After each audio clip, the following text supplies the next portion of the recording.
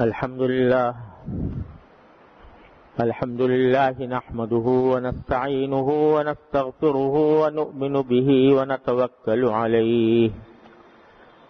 ونعوذ بالله من شرور أنفسنا ومن سيئات أعمالنا من يهده الله فلا مضل له ومن يضلله فلا هادي له وأشهد أن لا إله إلا الله وحده لا شريك له وأشهد أن سيدنا وسندنا ونبينا ومولانا محمدا عبده ورسوله صلى الله تعالى عليه وعلى آله وأصحابه وبارك وسلم تسليما كثيرا أما بعد فأعوذ بالله من الشيطان الرجيم بسم الله الرحمن الرحيم ألم نشرح لك صدرك ووضعنا عنك وزرك الذي أنقض ظهرك ورفعنا لك ذكرك فإن مع العسر يسرا إن مع العسر يسرا فإذا فرغت فانصب وإلى ربك فارغب آمنت بالله صدق الله مولانا العظيم وصدق رسوله النبي الكريم ونحن على ذلك من الشاهدين والشاكرين والحمد للہ رب العالمین۔ بزرگان محترم اور برادران عزیز، یہ سورہ الم نشرح ہے جس کی کچھ تشریح پچھلے جمعہ سے شروع کی تھی۔ اس میں اللہ تبارک و تعالی نے حضور نبی کریم سرور دو عالم صلی اللہ علیہ وسلم کو اپنی نعمتیں یاد دلائی ہیں، اور سب سے پہلے تو یہ فرمایا کہ الم نشرح لک صدرک، کیا ہم نے آپ کی خاطر آپ کے سینے کو کھول نہیں دیا؟ سینے کے کھولنے سے کیا مراد ہے یہ پچھلے جمعہ میں تفصیل کے ساتھ عرض کر چکا ہوں۔ پھر آگے فرمایا کہ وَوَضَعْنَا عَنْكَ وِزْرَكَ الَّذِي أَنْقَضَ ظَهْرَكَ، اور ہم نے آپ سے آپ کا وہ بوجھ اتار دیا جس نے آپ کی کمر توڑ رکھی تھی۔ کمر توڑنا یہ ایک محاورہ ہے، یعنی کوئی آدمی کو کوئی فکر ہو، کوئی تشویش ہو، کوئی بوجھ انسان کے اوپر پڑا ہوا ہو اور شدت کے ساتھ پڑا ہوا ہو، تو محاورے میں کہا جاتا ہے کہ اس غم نے، اس تشویش نے، اس فکر نے میری کمر توڑ دی۔ تو وہ کون سا بوجھ تھا جس نے نبی کریم سرور دو عالم صلی اللہ علیہ وسلم کے بارے میں فرمایا گیا کہ تمہاری کمر توڑ رکھی ہے؟ تو اس کی بہت سارے سرکار دو عالم صلی اللہ علیہ وسلم کے اوپر افکار تھے، بہت سے مسائل تھے، لیکن سب سے اہم اور سب سے زیادہ حضور اقدس صلی اللہ علیہ وسلم کے لیے بوجھ کی جو بات تھی وہ نبوت کی ذمہ داریوں کا بوجھ تھا، اور اس امت کی نجات، امت کو نجات دلانے کی کوششوں کا بوجھ تھا کہ جس ماحول کے اندر آپ دنیا میں تشریف لائے اور جس طرح آپ پر یہ ذمہ داری ڈالی گئی کہ وہ پوری دنیا جو کفر اور ضلالت میں ڈوبی ہوئی تھی اس کو ہدایت کے راستے پر لائیں اور اس کو جہنم سے نجات دلوائیں۔ اتنی بڑی ذمہ داری جو اس سے پہلے کسی پیغمبر پر نہیں آئی، اس لیے کہ نبی کریم صلی اللہ علیہ وسلم کی تشریف آوری سے پہلے جو پیغمبر آتے تھے ان میں سے ہر پیغمبر اپنی قوم کے اندر مبعوث ہوتا تھا۔ مثلا حضرت صالح علیہ السلام قوم سمود کے اندر مبعوث ہوئے تھے، اور انہی کی حد تک آپ کو دعوت دینی تھی۔ حضرت ہود علیہ السلام قوم عاد کی طرف مبعوث ہوئے تھے، قوم عاد ہی کی حد تک آپ کو دعوت دینی تھی، اور دوسری قوموں کی طرف دعوت دینے کا آپ کو ان لوگوں کے اوپر بوجھ نہیں ڈالا گیا تھا۔ حضرت موسیٰ علیہ السلام، حضرت عیسیٰ علیہ السلام یہ بنی اسرائیل کی طرف مبعوث ہوئے تھے، بنو اسرائیل کی حد تک ان کی دعوت محدود تھی، لیکن حضور اقدس صلی اللہ علیہ وسلم کو اللہ تبارک و تعالی نے خاتم النبیین بنایا، آخری پیغمبر، اور آپ کی دعوت صرف قریش کی حد تک یا عرب کی حد تک نہیں تھی، پوری دنیا کے لیے تھی، اور پوری دنیا کے لیے بھی دنیا کے آخری دن تک، قیامت تک آپ کی نبوت کا سلسلہ اور آپ کی دعوت کا سلسلہ جاری رہنا تھا۔ تو آپ کی دعوت پوری دنیا کے لیے تھی، تمام دنیا کے لیے تھی، کسی خاص قوم کے ساتھ مخصوص نہیں تھی۔ چنانچہ قرآن کریم میں فرمایا وما ارسلناک الا کافۃ للناس بشیرا ونذیرا، ہم نے آپ کو بشیر اور نذیر بنا کر بھیجا ہے۔ بشیر کا معنی خوشخبری دینے والا جنت کی، اور نذیر کا معنی خبردار کرنے والا دوزخ کے عذاب سے، یہ بنا کر بھیجا کافۃ للناس، تمام انسانیت کے لیے۔ تو یہ ذمہ داری کہ پوری انسانیت کو، پوری دنیا کو اسلام کی دعوت دینی ہے اور ان کو جہنم کی آگ سے بچانا ہے، یہ ذمہ داری کا بوجھ سب سے بڑا بوجھ تھا جو نبی کریم سرور دو عالم صلی اللہ علیہ وسلم کے اوپر ڈالا گیا تھا۔ اور ظاہر ہے کہ اس کا بوجھ اتنا تھا کہ شروع میں جب آپ پر وحی نازل ہوئی تو آپ کو جاڑا چڑھ گیا تھا، لیکن پھر اللہ تبارک و تعالی نے اس بوجھ کو اٹھانے کی نہ صرف یہ کہ صلاحیت عطا فرمائی، اس کی قوت عطا فرمائی، اور اللہ تبارک و تعالی نے وہ صلاحیتیں اللہ تبارک و تعالی آپ کو عطا فرمائی کہ جن کے نتیجے میں یہ بوجھ آپ کے لیے آسان ہو گیا۔ تو وَوَضَعْنَا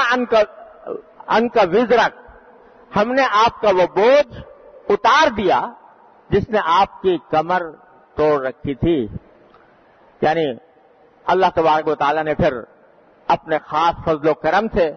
طبیعت پر سکینت نازل فرمائی، اور وہ طریقے اللہ تبارک و تعالی نے سجھائے کہ جس کے ذریعے دعوت کا یہ کام آپ کے لیے آسان ہو جائے۔ پھر رفتہ رفتہ آپ کے آوان و انصار بھی پیدا فرمائے، مددگار بھی پیدا فرمائے، حضرات صحابہ کرام رضی اللہ تعالیٰ عنہ اجمعین، ایسے جانثار ساتھی آپ کو عطا فرمائے کہ ایسے جانثار ساتھی روئے زمین پر کسی اور کو نصیب نہیں ہوئے، ایسے صحابہ کرام رضی اللہ تعالیٰ عنہ اجمعین آپ کو عطا فرمائے۔ تو اس طرح آپ نے، اللہ تبارک و تعالیٰ نے وہ بوجھ سرکار دو عالم صلی اللہ علیہ وسلم کا ہلکا کر دیا، وہ بوجھ اتار دیا۔ پھر فرمایا کہ وَوَضَعْنَا عَنْكَ وِزْرَكَ الَّذِي أَنقَضَ ظَهْرَكَ فَإِنَّ مَعَ الْعُسْرِ يُسْرًا إِنَّ مَعَ الْعُسْرِ يُسْرًا۔ تو اب یہ بات سمجھ لو کہ تنگی کے ساتھ، مشکل کے ساتھ آسانی بھی ہوتی ہے۔ یہ بات دو مرتبہ ارشاد فرمائی اللہ تعالیٰ نے، فَإِنَّ مَعَ الْعُسْرِ يُسْرًا، کہ ہر مشکل کے ساتھ ایک آسانی ہوتی ہے، ہر مشکل کے ساتھ ایک آسانی ہوتی ہے۔ یہ اللہ تبارک و تعالیٰ نے زور دے کر دو مرتبہ یہ بات ارشاد فرمائی۔ اس میں دیکھنے کی بات یہ ہے کہ لفظ یہ استعمال فرمایا کہ مشکل کے ساتھ آسانی، ساتھ کے معنی دو ہوتے ہیں، ایک تو یہ کہ جس وقت مشکل آ رہی ہے اسی وقت آسانی بھی ہے، اور محاورے میں بعض اوقات یہ بھی کہا جاتا ہے کہ مشکل کے بعد اگر آسانی آ جائے تو بھئی مشکل کے ساتھ ہی آسانی بھی آ گئی۔ دونوں باتیں یہاں پر مقصود ہیں۔ ایک تو جس وقت مشکل آ رہی ہوتی ہے، کوئی پریشانی، کوئی صدمہ، کوئی غم انسان کے اوپر طاری ہوتا ہے، تو اللہ تبارک و تعالیٰ کی طرف سے عین اس صدمے کے وقت میں بھی اور عین اس غم اور پریشانی کے وقت میں بھی بہت سی باتیں ایسی ہوتی ہیں کہ اگر انسان ان پر غور کرے تو وہ آسانی کا سبب بن جاتی ہیں، اس مشکل کو آسان کر دیتی ہیں۔ مگر ہم چونکہ بے صبرے واقع ہوئے ہیں، اس واسطے اگر ذرا بھی کوئی تکلیف آ جاتی ہے تو انسان اس تکلیف کو لے بیٹھتا ہے اور اس تکلیف کے ساتھ ہی اللہ تبارک و تعالیٰ کی جو بے شمار نعمتیں ہیں ان کو بھول جاتا ہے۔ تو اس کا نتیجہ یہ ہے کہ اس چھوٹی سی تکلیف کے اوپر آدمی شکوہ کرنے لگتا ہے، اس چھوٹی سی تکلیف کو لے بیٹھتا ہے، اس کو اپنے لیے پریشانی کا سبب بنا دیتا ہے، نعمتوں کو بھول جاتا ہے۔ مثال اس کی یہ ہے، ایک ادنا سی مثال، کہ مثلا بیماری آئی، کوئی بیماری، اور اس بیماری کے اندر تکلیف ہے، کوئی درد ہے، کوئی پریشانی ہے، بخار چڑھ گیا ہے یا کوئی اور بیماری لاحق ہو گئی ہے، تو بے شک یہ تکلیف تو ہے، مشکل تو ہے، لیکن اگر انسان غور کرے تو ہر انسان کو اس مصیبت میں، اس تکلیف میں بے شمار نعمتیں بھی میسر ہوتی ہیں۔ مثلا بخار چڑھا ہوا ہے، اب آدمی تو اسی بخار کو لے کے بیٹھ گیا کہ مجھے بخار چڑھ گیا، لیکن اگر دیکھے تو جسم کے سارے اعضاء ٹھیک ٹھیک کام کر رہے ہیں، آنکھیں صحیح طریقے سے دیکھ رہی ہیں، کان صحیح طریقے سے سن رہے ہیں، زبان سے کے اندر بولنے کی طاقت موجود ہے۔ تو اس خاص بیماری کے ساتھ ہی اللہ تبارک و تعالیٰ نے بے شمار نعمتیں بھی دے رکھی ہیں۔ آدمی اگر یہ تصور کرے کہ بخار بھی ہے، بخار ہے، لیکن اگر بخار کے ساتھ مجھے بینائی کی طاقت نہ ہوتی، مجھے بولنے کی طاقت نہ ہوتی، میرے سننے کی طاقت نہ ہوتی، تو میرا کیا حال بنتا؟ لیکن اللہ تبارک و تعالیٰ نے اپنے فضل و کرم سے یہ ساری صلاحیتیں میری بحال رکھی ہوئی ہیں۔ اگر آدمی یہ غور کرے تو اس کو پتہ چلے کہ اسی ایک مشکل کے ساتھ کتنی آسانی اللہ تعالیٰ نے عطا فرما رکھی ہیں۔ میرے والد ماجد قدس اللہ تعالیٰ سرہ کے استاد تھے حضرت مولانا سید اصغر حسین صاحب رحمۃ اللہ علیہ، حضرت میاں صاحب کے نام سے مشہور تھے، بڑے ولی اللہ بزرگ تھے۔ ایک مرتبہ وہ بیمار ہو گئے، بخار بہت شدید تھا۔ میرے والد رحمۃ اللہ علیہ ان کی عیادت کے لیے تشریف لے گئے، تو جا کر پوچھا کہ حضرت کیسے مزاج ہے؟ بخار میں جل رہے تھے حضرت اس وقت، تو پوچھا حضرت کیسے مزاج ہے؟ تو فرمایا بھائی اللہ تعالیٰ کا شکر ہے میری آنکھیں ٹھیک کام کر رہی ہیں، اللہ تعالیٰ کا شکر ہے میرے کان ٹھیک کام کر رہے ہیں، اللہ تعالیٰ کا شکر ہے میری زبان ٹھیک کام کر رہی ہے، اللہ تعالیٰ کا شکر ہے کہ میرا دل صحیح کام کر رہا ہے، اللہ تعالیٰ کا شکر ہے جگر ٹھیک محفوظ ہے۔ البتہ بخار ہو گیا، دعا کرو اللہ تعالیٰ وہ بھی دور فرما دیا۔ یہ ہے ایک مومن کی بات کہ پہلے جتنی نعمتیں تھیں ان کا استحضار کیا، ان کے اوپر توجہ دی، ان پر اللہ تعالیٰ کا شکر ادا کیا، اور پھر ساتھ میں اس کے بعد تکلیف کا ذکر کیا۔ بے شک یہ تکلیف ہے، دعا کرو کہ اللہ تعالیٰ وہ بھی ظاہر فرما دے۔ یہ ان مع العسر یسرا، کہ اس تنگی کے ساتھ، مشکل کے ساتھ آدمی تصور کرے تو اللہ تعالیٰ کی طرف سے آسانی کے کتنے اسباب۔ پھر یہ دیکھو کہ اگر کوئی شخص بیمار ہو جائے اور تیماردار کوئی نہ ہو، پیسے اتنے نہ ہو کہ علاج کرا سکے، کوئی ہمدردی کا کلمہ کہنے والا موجود نہ ہو، تو کتنی وہ بیماری شدید ہو جائے۔ لیکن اگر بیماری ہے لیکن ہمدرد تیماردار بھی موجود ہے،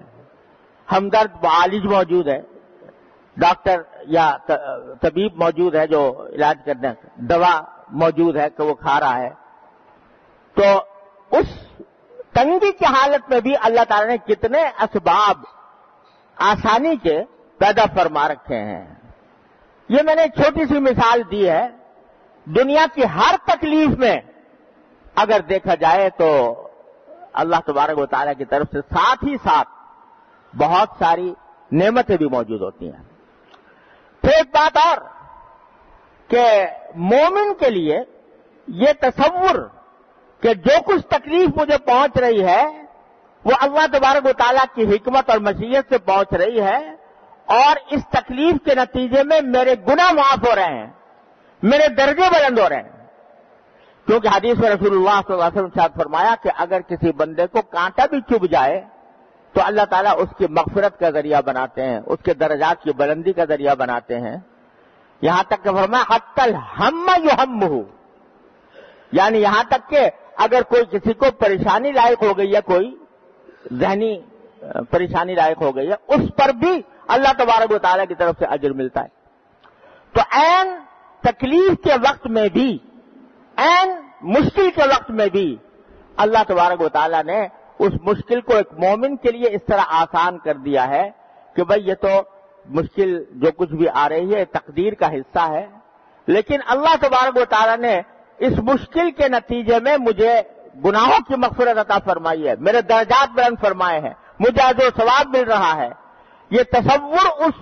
مشکل اور پریشانی کو ہلکا کر دیتا ہے. تو ان مع العسر یسرا، ہر تنگی کے ساتھ ہی ساتھ، آگے پیچھے نہیں، ساتھ ہی ساتھ آسانی بھی ہے. اور یہ آسانی میں نے عرض کیا دو طرح ہے کہ ایک تو بہت ساری نعمتیں جو موجود ہیں اس کا آدمی تصور کرے تو تکلیف کی شدت میں کمی کا احساس ہوتا ہے، اور دوسری طرف اس تکلیف پر اللہ تبارک و تعالیٰ کی طرف سے جو اجر و ثواب ہے، جو گناہوں کی مغفرت ہو رہی ہے، اس کا اگر تصور کرے تو ایک مومن کے لیے وہ تکلیف ہلکی ہو جاتی ہے، اور اس طرح عسر کے ساتھ یعنی مشکل کے ساتھ آسانی بھی ہوتی ہے. اور دوسری قسم آسانی کی وہ ہے جو مشکل کے بعد آتی ہے، مشکل کے بعد آتی ہے. یعنی یہ اللہ تبارک و تعالیٰ کی سنت ہے کہ اگر کسی شخص پر کوئی غم پڑے گا، کوئی تکلیف آئے گی، تو یہاں تکلیف کبھی دائمی نہیں ہوتی، غم دائمی نہیں ہوتا، نہ خوشی دائمی ہے نہ غم دائمی ہے. ہر تکلیف کے بعد پھر کوئی نہ کوئی راحت اور کوئی نہ کوئی آسانی میسر آ جاتی ہے. کبھی اس کے آنا جلدی آ جاتی ہے، کبھی آنے میں کچھ وقت لگتا ہے، لیکن آتی ضرور ہے. بیماری آتی ہے تو پھر صحت بھی آ جاتی ہے. الا یہ کہ انسان کا وقت ہی ختم ہو گیا ہو تو دنیا سے رخصت ہو جاتا ہے، لیکن اگر زندگی ہے تو بیماری کے بعد صحت بھی آتی ہے. اگر کوئی تنگی ہے، روزگار میں تنگی ہے، کچھ عرصے رہے گی، پھر اللہ تبارک و تعالیٰ اس کو کشادگی سے تبدیل فرما دیں گے. کوئی اور صدمہ پیش آیا ہے، وہ صدمہ کچھ دن رہے گا، اس کے بعد انسان بھول ہی جائے گا اور اس کو وہ تنگی اور آسانی پھر پیدا ہو جائے گی. تو ان مع العسر یسرا، آدمی کو یہ سمجھنا چاہیے کہ جب کبھی کوئی تکلیف آ رہی ہے تو یہ تکلیف دائمی نہیں ہوگی. ہاں دائمی تکلیف تو اللہ بچائے آخرت میں ہے. اگر اللہ تعالیٰ کا کوئی بندہ نافرمان ہے یا کافر ہے تو پھر وہ جو تکلیف ہے وہ کبھی ختم ہونے والی نہیں ہے. دنیا کی جو تکلیف ہے وہ کسی نہ کسی دن ختم ہوگی اور اس کے بدلے میں یسر اور آسانی حاصل ہوگی. تو نبی کریم سرور دو عالم صلی اللہ علیہ وسلم کو یہ واقعات یاد دلا کر کہ ہم نے آپ کا سینہ کھولا، آپ کے اوپر جو بوجھ پڑا ہوا تھا وہ ہم نے ہلکا کر دیا. اور بیچ میں بھول گیا ورفعنا لک ذکرک، کہ ہم نے آپ کے تذکرے کو بلند مقام عطا فرمایا. یہ ساری کی ساری باتیں جو ہیں یہ اس بات کی دلیل ہے کہ تنگی کے ساتھ آسانی ہوتی ہے. یہ جو فرمایا کہ ورفعنا لک ذکرک، ہم نے آپ کے ذکر کو بلند مقام عطا فرمایا. کیا بلند مقام عطا فرمایا؟ ایک روایت میں آتا ہے کہ نبی کریم صلی اللہ علیہ وسلم نے حضرت جبریل امین علیہ السلام سے پوچھا کہ یہ جو اللہ تعالیٰ نے فرمایا کہ تمہارے تذکرے کو ہم نے بلند مقام عطا فرمایا ہے، اس کا کیا مطلب ہے؟ تو حضرت جبریل امین علیہ السلام نے جواب میں فرمایا کہ اللہ تعالیٰ نے آپ کے ذکر کو اپنے ذکر کے ساتھ ملا دیا ہے. جہاں لا الہ الا اللہ کہا جاتا ہے وہاں محمد الرسول اللہ بھی کہا جاتا ہے. جہاں اشہد ان لا الہ الا اللہ کی صدا اذان میں بلند کی جاتی ہے وہاں اشہد ان محمد رسول اللہ کی بھی بلند کی جاتی ہے. جہاں اطیع اللہ کہا جاتا ہے کہ اللہ کی اطاعت کرو، وہاں اطیع الرسول بھی کہا جاتا ہے کہ رسول اللہ صلی اللہ علیہ وسلم کی اطاعت کرو. اور یہ نظارہ اس کائنات میں کسی اور شخص کو نصیب نہیں ہوا ہوگا کہ یہ پوری دنیا جو ہے نا، دنیا کا جو پورا کائنات، دنیا کی جو کرہ ہے، کوئی لمحہ ایسا نہیں ہے کہ جہاں دنیا کے کسی نہ کسی حصے میں سرکار دو عالم صلی اللہ علیہ وسلم کا نام نامی نہ لیا جا رہا ہو، کیونکہ ہر وقت کوئی دنیا میں کہیں نہ کہیں کوئی نہ کوئی نماز کا وقت شروع ہو رہا ہوتا ہے، اور اس نماز کے وقت میں اذان کی صدائیں بلند ہو رہی ہوتی ہیں، اور اشہد ان محمد رسول اللہ کہا جا رہا ہوتا ہے۔ یہ شرف اس کائنات میں سوائے نبی کریم سرور دو عالم صلی اللہ علیہ وسلم کے کسی کو نصیب نہیں ہوا کہ آپ کا نام نامی ہر لمحے اس کائنات میں لیا جا رہا ہے۔ اور سچی بات تو یہ ہے کہ اسی نام نامی کی برکت سے یہ دنیا قائم ہے۔ جس دن یہ نام نامی اللہ بچائے اس کا لینے والا کوئی نہیں رہے گا، قیامت آ جائے گی۔ تو اللہ تبارک و تعالیٰ نے یہ شرف صرف نبی کریم صلی اللہ علیہ وسلم کو عطا فرمایا، اور اقبال نے اسی کو کہا ہے کہ دست میں موج کی آغوش میں طوفان میں ہے، چین کے شہر مراکش کے بیابان میں ہے۔ اور اللہ تبارک و تعالیٰ نے جو آپ کو مرتبہ عطا فرمایا تو فرمایا کہ آسمان کی نگاہیں یہ نظارہ ابد تک دیکھیں گی، قیامت تک۔ رفعت شان رفعنا لک ذکرک دیکھیں، اللہ تبارک و تعالیٰ نے جو بلند مقام عطا فرمایا اس کا نظارہ ساری کائنات میں کرایا جا رہا ہے۔ تو یہ انعام اللہ تبارک و تعالیٰ نے عطا فرمایا کہ دیکھو، ایک طرف آپ کے اوپر وہ بوجھ تھا جس نے آپ کی کمر توڑ رکھی تھی، لیکن پھر اللہ تبارک و تعالیٰ نے یہ آسانی عطا فرمائی کہ آپ کے کام بھی آسان کر دیے، اور آپ کے تذکرے کو وہ مقام بخشا جو کائنات میں کسی کو بھی نصیب نہیں ہوا۔ فَإِنَّ مَعَ الْعُسْرِ يُسْرًا، اور پھر دوبارہ کہا إِنَّ مَعَ الْعُسْرِ يُسْرًا، کہ ایک مرتبہ نہیں 2 مرتبہ کہا کہ تنگی کے بعد آسانی آتی ہے۔ اور اس میں عربی زبان کا ایک قاعدہ ہے جس کے مطلب یہ نکلتا ہے کہ ایک ہی چیز اگر 2 مرتبہ ذکر کی جا رہی ہے تو ایک چیز الف لام کے ذریعے ذکر کی جاتی ہے، ایک بغیر الف لام کے، تو جو الف لام کے ساتھ ذکر کی جاتی ہے وہ تو ایک ہی ہوتی ہے، اور جو بغیر الف لام کی ذکر کی جاتی ہے وہ 2 ہوتی ہے۔ لہذا اس آیت میں اشارہ ہے کہ ایک تنگی آئے گی تو 2 آسانیاں آئیں گی، ایک تنگی آئے گی تو 2 آسانیاں آئیں گی۔ چنانچہ خود نبی کریم صلی اللہ علیہ وسلم نے ایک مرتبہ یہ حقیقت ارشاد فرمائی کہ اللہ تبارک و تعالیٰ کا یہ کرم دیکھو کہ ایک تنگی کے ساتھ 2 آسانیاں تھیں۔ 2 آسانیاں، ایک یہ کہ بعض اوقات دنیائی کے اندر ایک تنگی کی وجہ 2 آسانیاں مل جاتی ہیں، اور اگر دوسرے لحاظ سے دیکھیں تو ایک آسانی دنیا کے اندر اور ایک ساری آخرت کے اندر، کہ اس مشکل اور پریشانی کے نتیجے میں اللہ تبارک و تعالیٰ دنیا میں بھی آسانی پھر عطا فرماتے ہیں اور پھر آخرت کے اندر بھی عطا فرماتے ہیں۔ یہ بات ہر مومن کو ہر پریشانی کے وقت میں ذہن نشین رکھنی چاہیے کہ ان مع العسر یسرا، تنگی کے بعد 2 آسانیاں انشاءاللہ آئیں گی اور ضرور آئیں گی۔ اللہ تبارک و تعالیٰ اپنے فضل و کرم سے اس حقیقت کو ہمیں سمجھنے کی توفیق عطا فرمائے اور اس کا شکر ادا کرنے کی توفیق عطا فرمائے۔ اب وقت ختم ہو گیا ہے، باقی تفصیل انشاءاللہ اللہ نے زندگی دی تو عید الاضحیٰ کے بعد عرض کروں گا۔ وآخر دعوانا الحمدللہ رب العالمین۔